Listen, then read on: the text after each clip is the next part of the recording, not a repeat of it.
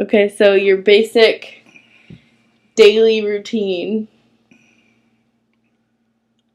Basically, you either stood watches or did cleaning or did nothing at your own leisure. Because we had 3 meals a day, and if you did any watches at night around midnight, you got another small meal, and then just went on just daily routine items. Every once in a while, you'd have a general quarters thing, a drill that we would practice. And my station was 8 decks below, and an ammo um, station that you fed ammo up to the guns that were on the flight deck. 8 decks up, so it was kind of hot and stuffy down there. And you were probably down there for 15, 20 minutes, maybe half an hour sometimes, with ventilation, but it was still hot. And we'd play cards while we were waiting the timeout. And by the time after 15 or 20 minutes, the cards were so soggy you couldn't shuffle them. So that was over with. But it was fairly interesting.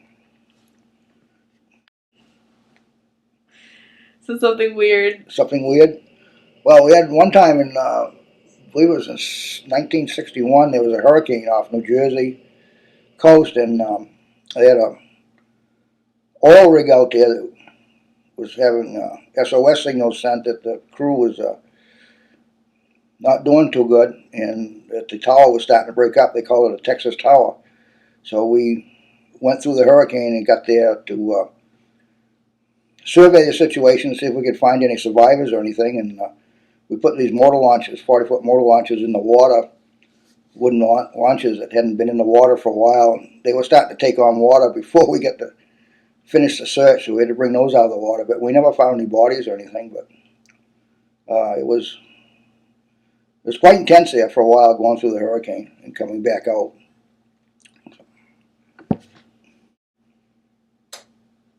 So, describing the hurricane. Yeah, Waves. going through the hurricane, it was the aircraft carrier is 3 football fields in length, over 300 feet, and it's in 3 sections. It has expansion plates, and every time you hit a wave, the bow will come up, go down. When it splashed down, the flight deck is 80 feet above the water, and above that is the tower where you steer the ship, and the captain sits and all that. And a lot of these waves are breaking over the flight deck and coming up to the tower, which is another 30 feet above the flight deck. So the waves were quite intense, and quite interesting. So yeah, something when you were on watch, maybe you saw something weird. One of the watches we had to stand was on the up where the captain was. We had to have a 4-hour watch, and we'd steer the ship for an hour. We'd be on the speed control console for an hour.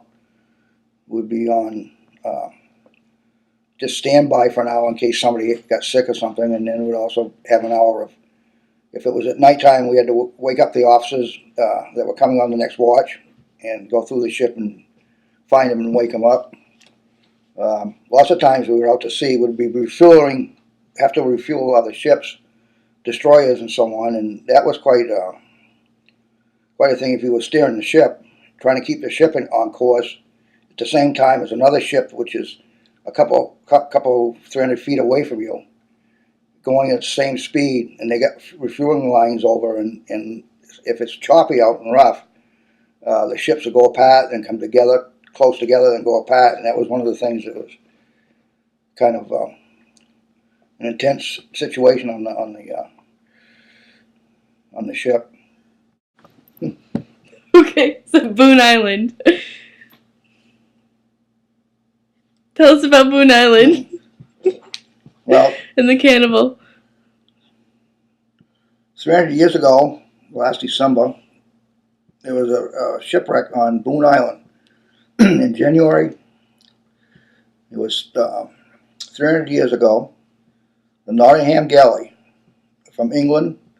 They used to transport products between Boston, Portland, Maine, and England. Ran into a storm. There was a shipwreck on the island. The island is not too big. It's rocks, and it was during a winter storm. Well, most of the crew, all the crew, made it to the island as the ship was sinking. But of course, it was 8 miles out to sea, and during a storm, there was nobody there to rescue them. So, as the days went by, and they had rations off the ship that they could survive on, got down to about 20 days, and rations were just about gone. Finally, one of the carpenters that had been on the ship had taken real sick about a week before that, and wasn't doing too good and passed away. The next day, the captain of the ship said, "Well, guys, we're out of food, but we do have the carpenter here that we could survive on." And they did. It was one of the few cases of cannibalism that has been documented. And eventually, about a week later, the Indians on the mainland saw a smoke signal coming from the island because they were able to build a fire and to keep warm with.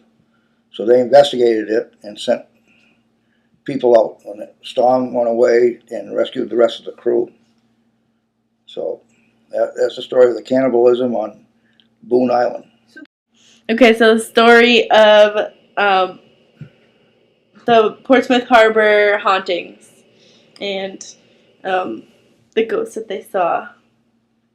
Portsmouth Harbor Light is located in Newcastle, New Hampshire, and it's next to Fort Constitution. The Coast Guard now has an active station here, and the Coast Guard had been kind of questioning some of the things that have been happening there, and they had seen what they thought were shadows, ghosts, nobody being around as far as any other personnel, hearing things, especially at night, different sounds and everything. And the man in charge of the lighthouse, which is not run by the Coast Guard actually, it's run by a non-profit group, decided to have paranormals come in and check it on a couple of occasions. One of the groups that were in checking at night, there was a woman that was sort of heading the group up, and they were having a difficult time trying to locate any spiritual sightings or any noises or anything like this. And then all of a sudden, she became sort of entranced in some kind of a unconscious state that people didn't realize what was going on. And I guess what she had gone through was one of the people at one of the last lighthouse keepers that was there, an Elton Small, his wife Connie Small,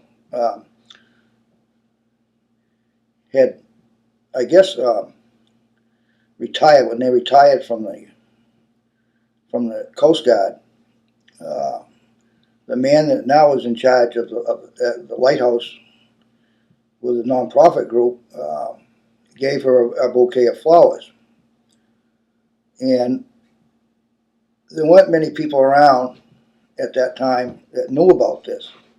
What this woman, when she finally came out of her trance that she was in, happened to mention that there was a woman that was trying to thank Jeremy for the flowers that he gave her. And Jeremy was kind of taken back at this because he doesn't actually believe in ghosts, but there again, he believes that there are spirits, there are things around like this, and this sort of confirmed a little bit more on his part that, yes, I guess there must be, because there was no one else that would have known that he was the one that gave her the flowers that happened to be there that night, or that was even in touch with this woman. So they're going to do further investigations and see what comes out in the future.